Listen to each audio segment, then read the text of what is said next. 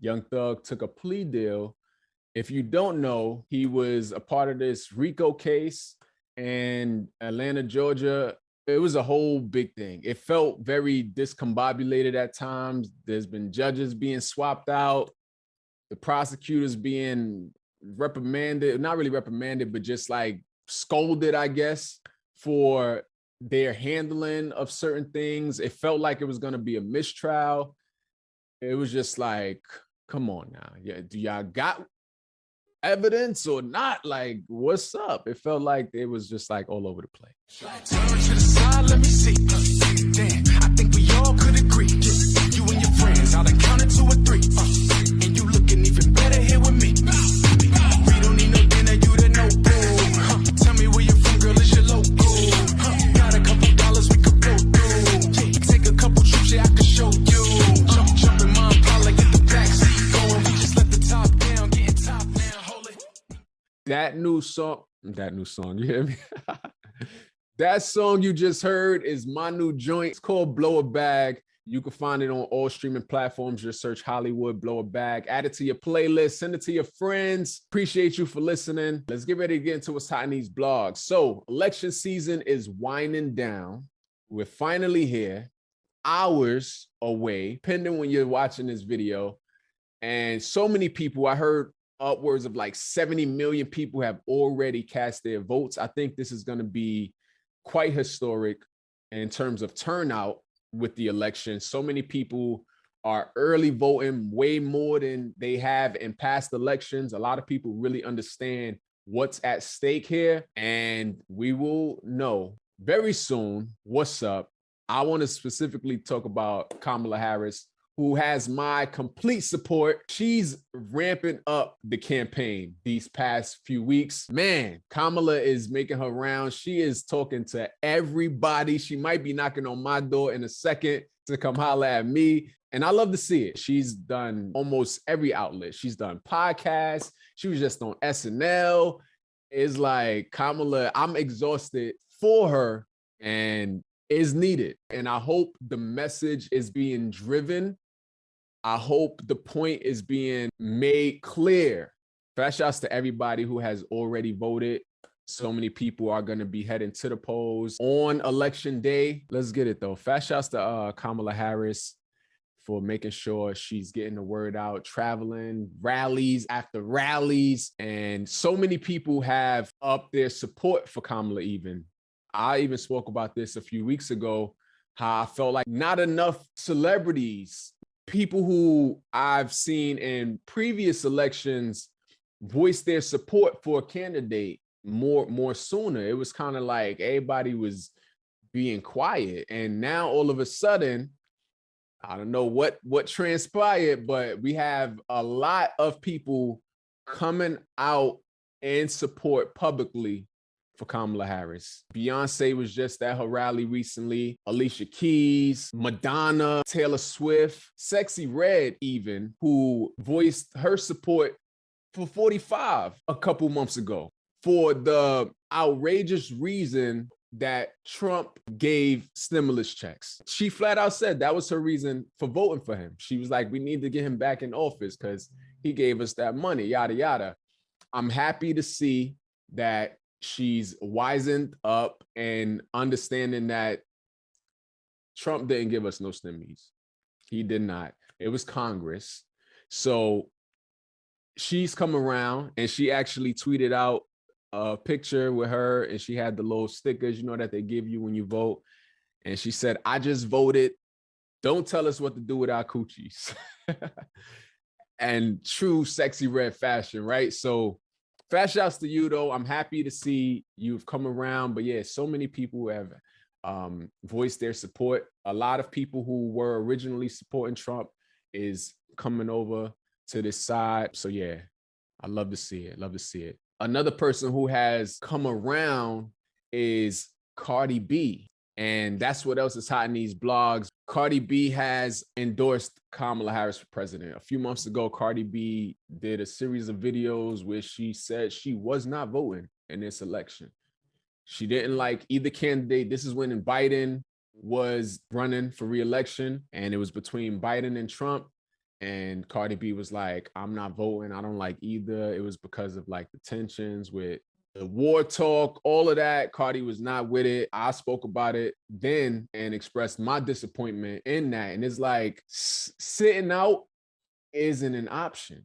And I felt it was irresponsible for Cardi B at the time because so many people was feeling like they didn't want to vote or was on the fence. And I felt like you, as somebody with the influence you have, the following you have, to come out and say you're not voting, I felt it was irresponsible because now you have people who may have been on the fence, like, you know what? Matter of fact, yeah, I'm not voting either.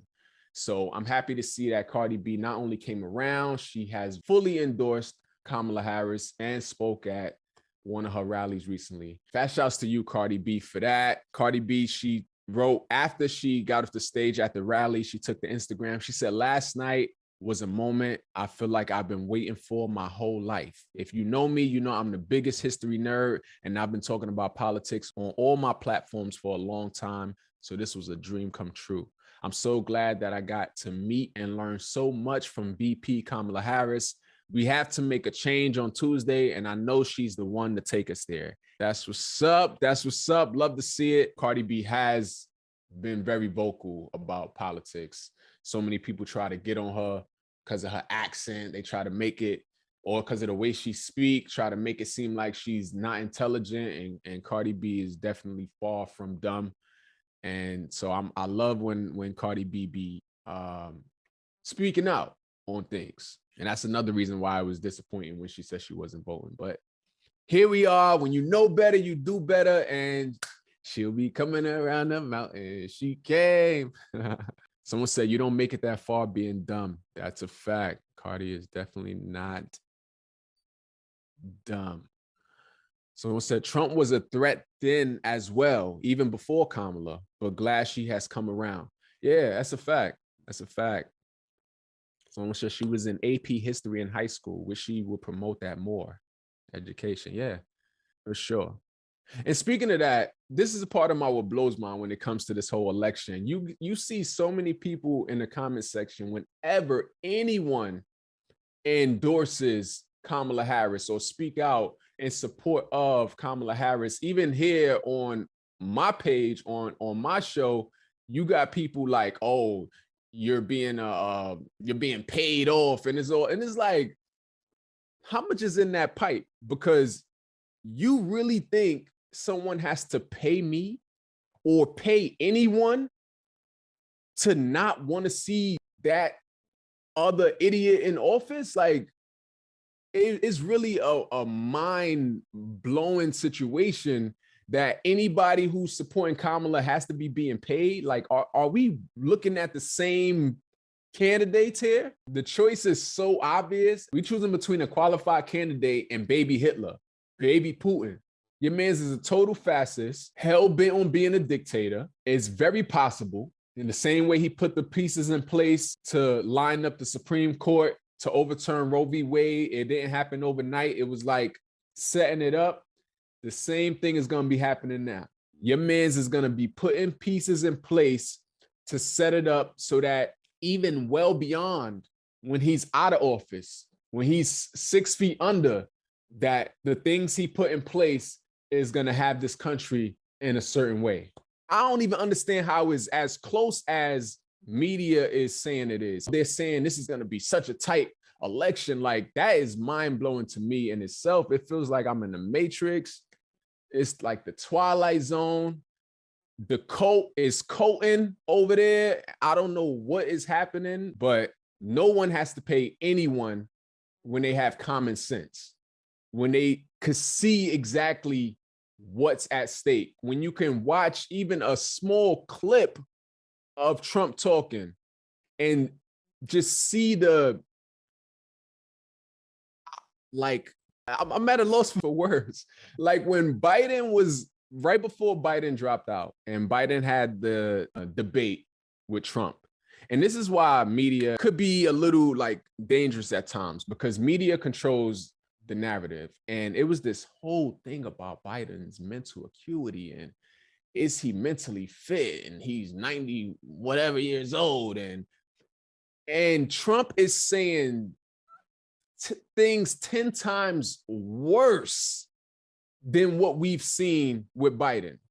Biden has like a speech impediment. He may stutter a little bit, but Biden was never given what Trump is given at these rallies.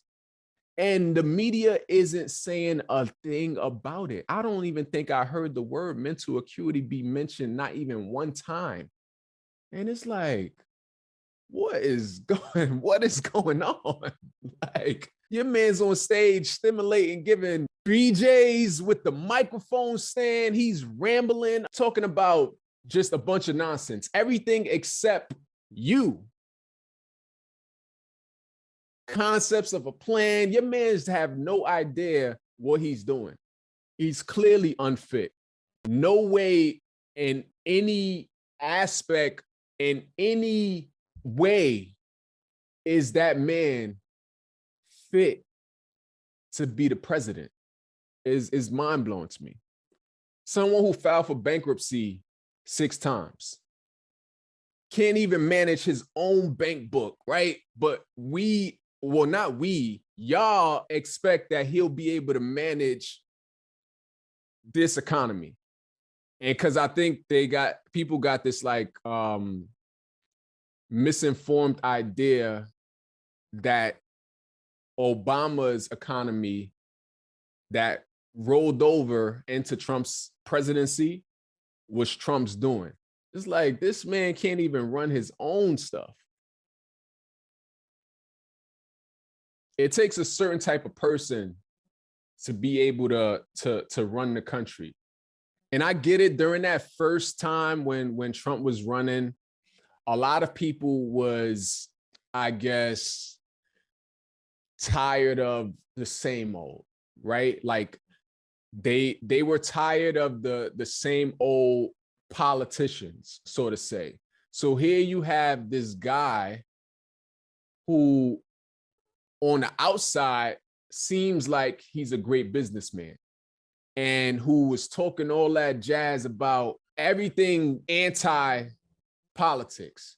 So it may have excited some people to have like some kind of change, some kind of difference. But once your boy started showing us who he really was, and we really got to see that he is not fit, had to go through a whole pandemic, the inciting of violence, and just is a lot that threatens what this country is in the democracy. It's like, to even consider putting that back in office is nuts. So many of y'all may have been unaware of what was going to come with a Trump presidency when y'all voted to put him in there that first time, but we already know. It's a reason he only got 1 term. If he did such a great job, he would have had a 2nd term. No one's going to vote you out of office if you're doing such a great job. So make it make sense. Someone said Trump almost put us in a deep recession. Biden stopped that. And if, God forbid, he were to get back in that office, we will be in a recession come next year. Experts who looked at what Trump plans to do and did the math on it realizes his concepts of a plan with the tariffs and all of the other things he's planning to do, what that would do for the economy, and it will tank it. So we may have avoided a recession, but it's definitely on the horizon if that man gets back in office. Someone said Elon Musk has admitted Trump's economy will tank the market, that we will have temporary hardship. And that's his boy, who's trying to do everything in his power to get him elected, including election interference. It's like, come on. Someone said, but we now know from an apprentice producer that he was never a good businessman. That TV show was an illusion. Yeah, I did see. I seen a clip of a statement from that producer from that show. I believe it. Growing up, before we got to see how dumb he is, it was always there. Let me just say that. It was always there. But it wasn't in our faces as much. If you weren't really into the politics of it, of Trump and his history, it wasn't in our face. We just see this man who looks like he knows what he's doing. He has Trump Towers. He has a plane. He was the money man. I even recall growing up and like looking at him as like that guy, because that was the image put out. Meanwhile, your man's filing for bankruptcy and all of that. Another thing with this election and just what I learned when it comes to the election night, it was interesting for me to learn that they count the Republican votes first. So when when you watch an election night and they got the map up there and they turning some red, turning some blue and giving us the count, because, person got to get 270 electoral votes. And you seeing a lot of like red happening and it's looking like it's going one way. And then all of a sudden you start seeing the blues. It turns out it's because they count the Republican votes first. So just have that in mind when you're watching the election and how it may look a certain way kicking off. But I feel in my spirit that is going to go the way we need it to go, that Kamala is going to win this election. Rightfully so. She's the only qualified candidate here, the only one. And another thing is super important to point out is the power of Congress. The president is only as powerful as Congress allows them to be. That's why it's so important to not only just vote for the president, but to vote down the ballot Democrat. Congress is super important. The last thing we will want is for Kamala to win the election, but lose the majority control in the Senate, in the House and in the Senate, in Congress. Because then we might have a repeat of the Obama era, where so many people was like, oh, he didn't do this, he didn't do X, Y, Z that he promised. And meanwhile, Congress was the reason, and Congress was blocking everything. We don't want to have that. We want Kamala to be super successful as president. So we want Congress to be majority Democrat to make it easier to pass these things that she's trying to do. There's a percentage of people, believe it or not, that only circles in the president or only chooses the president and then just skips everything else. You got to go down the ballot. Even if you don't know nothing about the candidates, just as long as it's Democrat, choose down the ballot. Super important. Congress, Congress, Congress. We've been saying how historic this election is going to be. And on one hand, if 45 were to be elected, how that would change this country as we know it for generations to come. We thought the overturning of Roe v. Wade was one major like shakeup. We will be turned upside down and around and sent backwards if Trump were to be elected. And on the other hand, if Kamala's elected, it will change America for the better, because Kamala plans to not do things the way Democratic leadership has done it in previous presidencies. She's offering to have an inclusive party. She's offering to have people who disagree with her in her cabinet, Republicans even in her cabinet. So that whole bipartisanship and reaching over the aisle is literally going to be in the White House. And that's going to be a game changer. It will be something different that we haven't seen before, as far as my knowledge is concerned. So historic. And I'm looking forward to seeing what that would look like and how that would play out. We've heard Kamala say it so many times on the campaign trail, and it's known we have so much more in common than what separates us. And if we can just get to that point of really coming together and realizing that, this country will be on the track to living up to its full potential. It's still a lot of things that it has to iron out and work out, but I think it would be a good direction to start in. Someone said Trump will literally be able to likely put in another justice as well. Yeah, that's his plan. Someone said Kamala literally represents the new generation of leaderships. She is technically a baby boomer, but she is closer to Gen X, just 3 months shy. So she is considered the first Gen X president, potential president. But we're going to speak that into existence. I still think that side don't play fair, right? I feel like there are things that they have up their sleeve to try to like muck up the situation, not make it so easy. So whether, even if nothing comes out prior to election day, it's not going to be a cakewalk on election day. I'm hoping that we are able to know for sure on election day. But worst case scenario, if we don't, and then we got to go into like recounts and all of this, like I personally am hoping and praying that it's so obvious.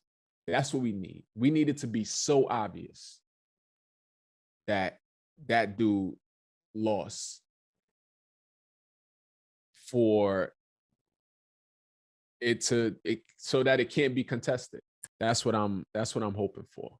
It's gonna be nerve-wracking though. I ain't gonna hold you. It's gonna be nerve-wracking. I'm not relaxed. We're gonna be watching, and fingers crossed. But yeah, I rambled on enough about this this election. The point is vote. In some states, you're able to register and vote on the same day. If you're in one of them states, look into it. Get out there to the polls, because that's the biggest determining factor here, is the people who may be staying home. A lot of people already made up their minds. A lot of people already voted. Like I said earlier, 70 million people already voted. Get out of the house and go vote. Those votes will be the determining factor here in this election. It's not going to be that Trump just has more support than Kamala. Is that people stay in the crib thinking that their votes don't matter, or I'm just not here for it, or whatever. Got to get out. Got to get out. We're going to move on. What else is hot in these blogs? Let's talk about Young Thug. Young Thug has been released from prison. Finally out. A lot of people was waiting for this day. He has a lot of fans who felt like this case was just being dragged along, and he's finally free. Young Thug took a plea deal. If you don't know, he was a part of this RICO case in Atlanta, Georgia. It was a whole big thing. It felt very discombobulated at times. There's been judges being swapped out, the prosecutors being reprimanded, not really reprimanded, but just like scolded, I guess, for their handling of certain things. It felt like it was going to be a mistrial. It was just like, come on now. Yeah, do y'all got evidence or not? Like, what's up? It felt like it was just like all over the place. So here we are. Young Thug took a plea deal just to be able to get out and be with his family. He pleaded no contest to count 1 of racketeering conspiracy and count 56, which is participation in a street gang and a leadership role. They was trying to say he was the leader of this gang. So he pleaded no contest to those, but he did plead guilty to drug charges and 2 gun charges. With this plea deal that he accepted, it was a non-negotiated plea deal, meaning the judge, it would have been up to the judge to determine the sentence for it. And the judge gave him 40 years, technically, but 5 years would have been served in prison, but it was commuted to time served for the time that he was in there already. 15 years probation, and then 20 years backloaded, I think is called, where if he violates his probation, that's the amount of time he's going to have to spend in jail. Now, this is a lot on a person. When you think about it, probation in general is like, you got to be on your best, right? Your P's and Q's. You can't do certain things. It feels like Young Thug's probation may even be a little bit more strict. I don't know. But a few things with his probation. He must stay away from the metro Atlanta area for the first 10 years of his probation. The only exceptions for him to be able to go into metro Atlanta is weddings, funerals, graduations, or serious illness of an immediate family member. And if any of those are happening, he can arrive 24 hours before the event, and he must leave within 48 hours after the event. Also, a part of his probation, he must return to Atlanta 4 times every year during his probation to do anti-gang, anti-gun violence presentation at a grade school or like a Boys and Girls Club. And those visits will count towards the 100 hours of community service that he must complete during each year of his probation. And that ought to be easy, right? I would think, putting on his presentation. He also cannot knowingly have contact with any member of a criminal street gang, anybody that was associated with the trial, even with the exception of his brother, his blood brother, and also the rapper Gunna. Which, sidebar, by the way, this is another example of the internet being the internet, because let the internet tell it, Gunna was a snitch and that's the reason he got out, and Thugger don't F with him because of it. And now you have from Young Thug himself requesting from the judge that she make an exception that he could be in contact with Gunna. So let that be a lesson for the internet, people who be just like making up their own stories and theories on things. I call it fan fiction. Is like, prime example, is not what y'all was trying to make it out to be. What else? He cannot participate in criminal street gang activity or promote any gang, including hand signs. Your man got to be careful with even throwing up things. Like, he got to keep it at a wave or something. Like, he also can't contact victims in the case or their families. He can't own a gun, can't use drugs other than those prescribed to him, must submit to random drug tests, you know, the typical parole stuff. He must allow searches of himself and his property and his electronics. So it seems real strict. I know it's going to affect the music because he can't even like talk about violence and guns and stuff, because if you follow this case, they was using his lyrics against him during these hearings. So that's going to change the music for sure. Someone said basically what I was just saying too. One of the biggest issues for this case was they was trying to use lyrics to incriminate that would be a slippery slope for artists. People tell stories in music. It isn't always real. That's a good point.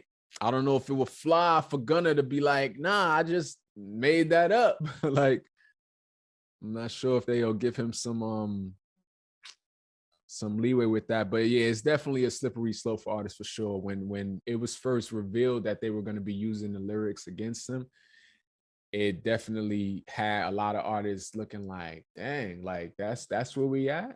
Someone said, I've heard from former prisoners that probation can sometimes be worse than prison. You aren't necessarily free.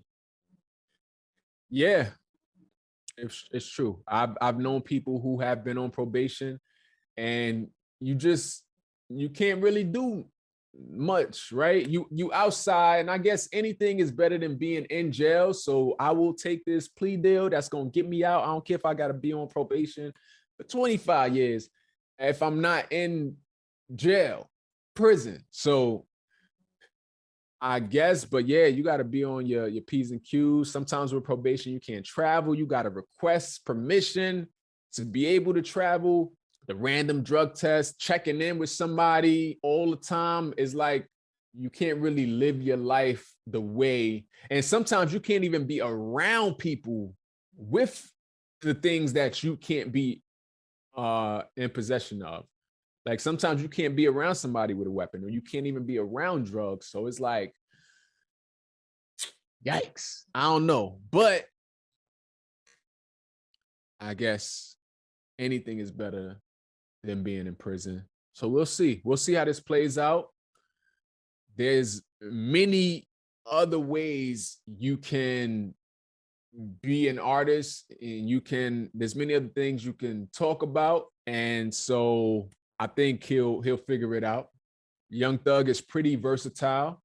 If you've listened to any of his music, you know it isn't all slime gang always. Like he mixes it up sometimes, so he'll just have to tap into that other side. So I don't know much about the details of the case and the RICO and all of the accusations against him, but I will say I'm happy to see that they've come to this agreement and he's free. This trial, whatever, felt like it was being dragged along. It felt like they didn't really have much. So I'm happy to see that your boy is free. Your boy is home. I'm looking forward to seeing what this music about to be hitting for. Yeah, that is it. That's going to conclude what's hot in the blogs for this week. Thank you for watching. If you rock with your boy, be sure to like this video and subscribe to the channel. Also, it's called Holliewood and Friends, which means I want to hear from you. Let me know in the comments your thoughts on the topics I just discussed. I appreciate you. New episodes every Monday night. Until next time, deuces.